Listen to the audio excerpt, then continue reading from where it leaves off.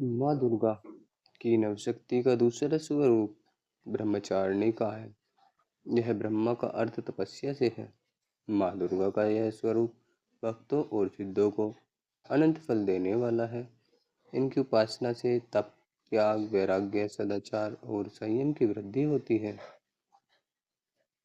ब्रह्मचारिणी का अर्थ तप की चारिणी यानी तप का आचरण करने वाली देवी का यह रूप पूर्ण ज्योतिर्मय और अत्यंत भव्य है।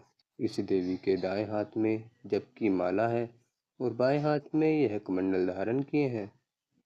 पूर्व जन्म में इस देवी ने हिमालय के घर पुत्री रूप में जन्म लिया था और नारद जी के उपदेश से भगवान शंकर को पति रूप में प्राप्त करने के लिए घोर तपस्या की थी। इस कठिन तपस्या के कारण इन्हें तपश्चारिणी अर्थात ब्रह्मचारिणी नाम से अभिहित किया गया है।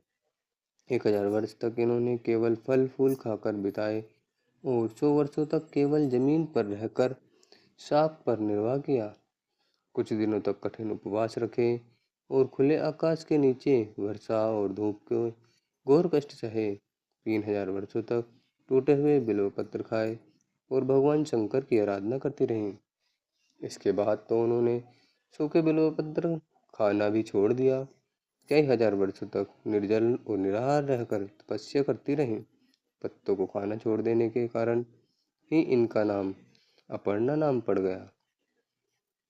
कठिन तपस्या के कारण देवी का शरीर एकदम क्षीण हो गया। देवता, ऋषि, सिद्धगण, मुनि सभी ने ब्रह्मचारिणी की तपस्या को अभूतपूर्व पुण्य कृत्य बताया, सराहना की और कहा, हे देवी, आज तक किसी ने इस तरह की कठोर तपस्या नहीं की। यह तुम्ही से संभव थी।